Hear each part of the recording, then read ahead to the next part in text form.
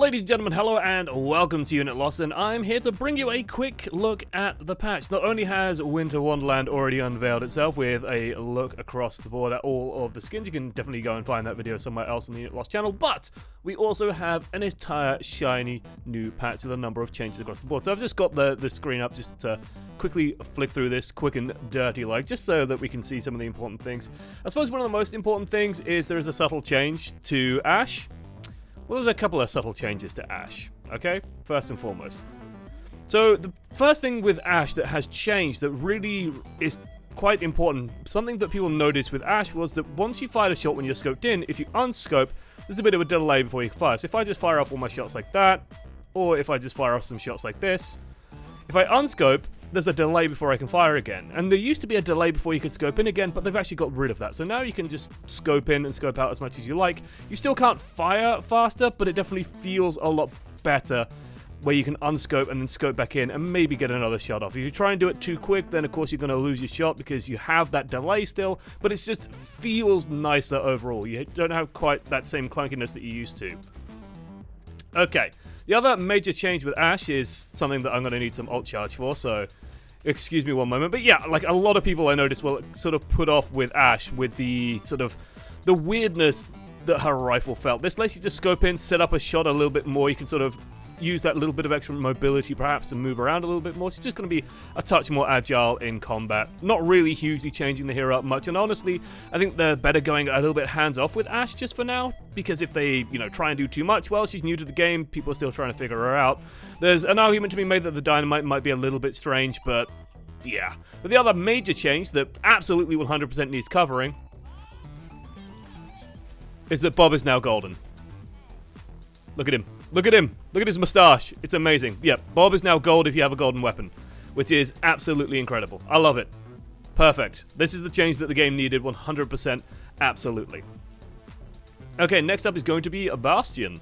So Bastion's had two changes in particular. If you direct your attention to the bottom right of the screen, you can see that there are 35 bullets in Bastion's clip, and that's that change. That's literally it. The other change that they've made to Bastion is a really, really interesting one. It's called reverse recoil. This is a concept that's existed in a few games in the past, and I've always liked this as an idea. When you're dealing with a heavy machine gun weapon like Bastion's, you don't really want people to be like doing this sort of stuff. So if you look at how that spreads, I suppose, let's use this wall over here. It's quite a wide spread. This might be a little bit too close, but as you hold it down, it gets more and more focused in as the time progresses. It sort of hits this maximum point after firing for about a second, I'd say, and then suddenly it's much more focused than it was before. This is just to encourage Bastion just to hold left mouse button, right? It's just an incentive just to keep a hold of that button, use all that ammo you have, and really feel like you're laying down suppressive fire, that you are sort of the big machine gun, rather than feathering it and trying to get some extra precision out of that. Now you have a little bit of an incentive just to home in and deal some more damage to tanks. Bastion, still in an awkward place overall, I'd say, like, just doesn't really have his place. He should be the thing that kills goats. In my mind, like, Bastion should be the thing that kills goats. He just doesn't do it. Okay, I'm going to go check the patch notes real quickly. Ah, yes! As we move through the alphabet. Of course, who is next? None other than Brigitte. Someone we've been talking about quite a lot in terms of her balance overall. She has received some buffs, some nerfs, some changes that make her better in some situations and worse than others. The first big change, of course, is that, well, this just does 5 damage now. So, very good news for all the tracers out there. You are no longer going to be one-shot by Brigitte. Isn't that nice? Isn't that wonderful? Ah, lovely. She still hard counters you with armor, but hey, at least she's not killing you every couple of seconds. So, that's a nice little perk. The other changes are a little bit more subtle. The most simple one to understand is that, well, Brigitte apparently heals more, and like this is confusing for people because they see on the patch notes it says literally Inspire, cooldown reduced from 1.5 second to 1 second. So if you hit someone, wait a second, hit someone again, you see that golden circle. That's going to come out a little bit faster. Notice if I just hold left mouse button, it doesn't come out the second time because there is a cooldown on that. So if you just hit someone every second, well, then you're going to get that healing output out. The duration has been increased from 5 seconds to 6 seconds, and total healing has been increased from 80 to 100. Basically, it's just that extra second. That 20 extra health is just that extra second. So our healing output overall isn't actually dramatically impacted, right? She's not actually changing up how much she's healing overall. If you just are hitting this Inspire every second, well, it's just a heal over time. You're just replacing the heal over time. You're not actually getting more effective healing out there. The big change to Brigitte, though, is that she can no longer stun through barriers, and because this is a training room, there are no barriers. But this is something that we've talked about before on the channel. This is something I dedicated an entire video to, this concept of Brigitte's barrier being unable to stun through barriers. It's very nice for Reinhardt players. Reinhardt players are going to be over the goddamn moon. In fact, I spoke to one of them just a few minutes ago before recording this, and yeah, he was super ecstatic. He was so happy. He could not be more pleased with himself regards to the fact that Brigittes are no longer going to be able to stun him for free. But Brigitte is now unstunnable by other Brigittes. It's very difficult to get around behind them to get that stun in, and as a result, you're just going to be constantly worried about the Brigitte coming in, and if she can get a stun, well, she's just going to hold her shield up and back out and be completely safe. This makes it very difficult to punish Brig, and as a result, Goat's comps probably not going anywhere, especially at the highest level. At lower levels, maybe it's going to change slightly, as the Brigitte has to be a lot more clever about how she uses her stun, can't just hit Reinhardt and hope for the best, basically. The next hero has a lot of big changes to him, though. This one is a real humdinger. It's like, as much as people are focusing on the Brig changes, I think the Doomfist ones are much more dramatic and much more interesting. So, the Rising Uppercut. Loss of air control duration lowered from 3 seconds to 0.6 seconds. This means, basically, when it used to be, you know, let's go and hit this robot. Hello. There we are. Okay. Oh, he even waves back. How nice. I didn't even know they did that. Right. So it used to be 3 seconds, so 1, 2, 3, and he would sort of wouldn't be able to really move in that period. He would just be stuck floating in that arc, but now when you get hit by it, people can, like, you notice how, you know, we both go up. Like, let's just use Doomfist here, actually, is he retains his air control. So when I press shift, I go up for a 0.6 seconds, and then I can drift to the side. And you can now do that in-game. So if Doomfist uppercuts you, you don't have to just sit there and take it. You can go to the side, you can go backwards, you can go wherever you like.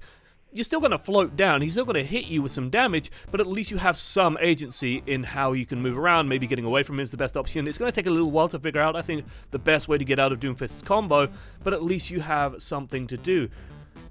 Now then, another huge change is that the maximum range of Seismic Slam has been reduced from 20 meters to 15 meters, and targets no longer lose air control while being pulled in. So basically, when you hit something with Seismic Slam, it naturally, like, bounces stuff towards you. It's there to just sort of set yourself up with the uppercut. So Seismic Slam sets up nicely to the uppercut, and you get your simple one-shot combo. It's pretty straightforward to do, right?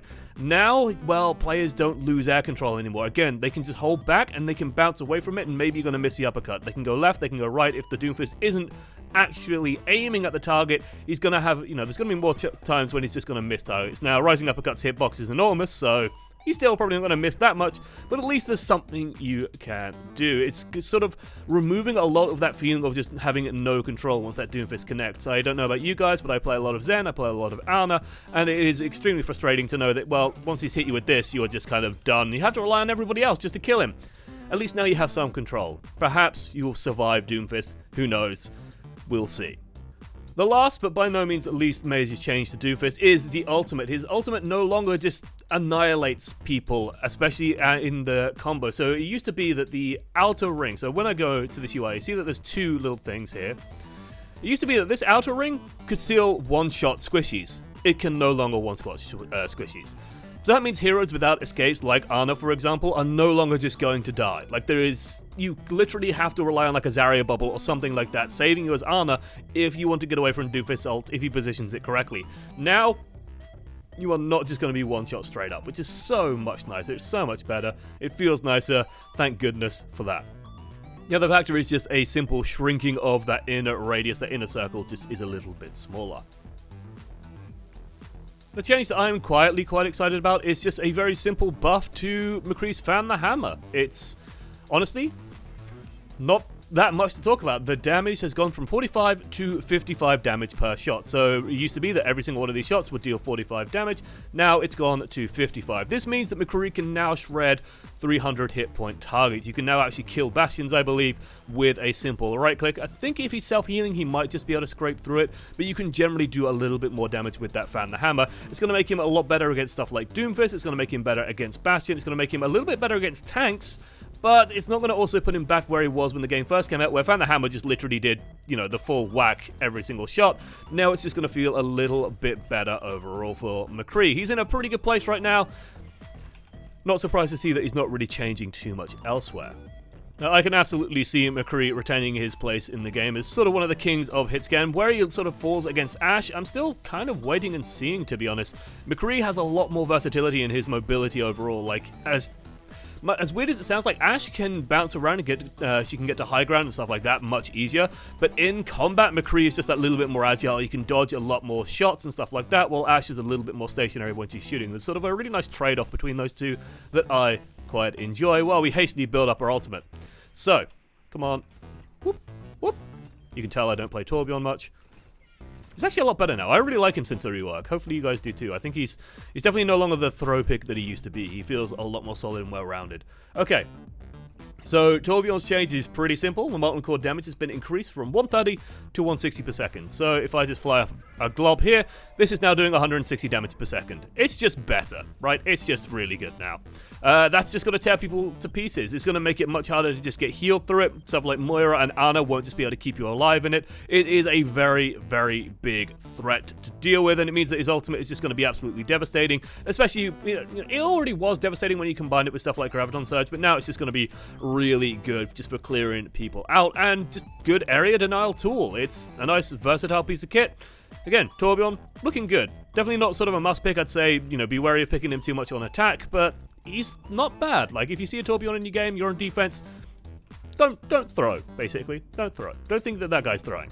Alright guys, that has been a quick look at the current patch that is now on live. It's a patch that I've been kind of excited for. I don't see it changing too much in the pro level meta, but definitely for us mere plebs, and that's where most people play, so surely it should be pretty important. It's definitely going to feel a lot better. Brigitte are going to be a little bit less oppressive. She's going to deal a little bit less damage overall, perhaps. It's going to be a bit more difficult to deal with in Brig versus Brig situations, but otherwise it's going to be less frustrating for main tank players to handle. Doomfist, on the other hand, should feel a slightly less oppressive as well to fight against. He's just going to be slightly less obnoxious, and frankly, I think we can all do with a slightly less obnoxious Doomfist. I'm certain there is a Doomfist main out there going, oh my god, the character's ruined, now they just want to dumpster him, brah, which always happens with nerfs. Try not to be that guy. Try and give it a few days just to see how it feels. I'm looking forward to seeing how it goes though. I've definitely been a little bit wary of playing Overwatch until this patch has gone live, and those are the big ones I'm looking forward to. If you did find something, by the way, that I haven't mentioned, I think the Ashe change is the only real undocumented change that I've found so far, then definitely give it a shout in the comments. I'm sure other people will be interested to know, and I would be too. Otherwise, thank you for watching to the end. You can find all things Unit Lost related, of course, on Twitter at Unit Lost Gaming, and you can find myself at @1_ amongst many. Definitely ding the bell as well if you want to be notified when videos go live. But otherwise, well, it's been my pleasure. Toodles.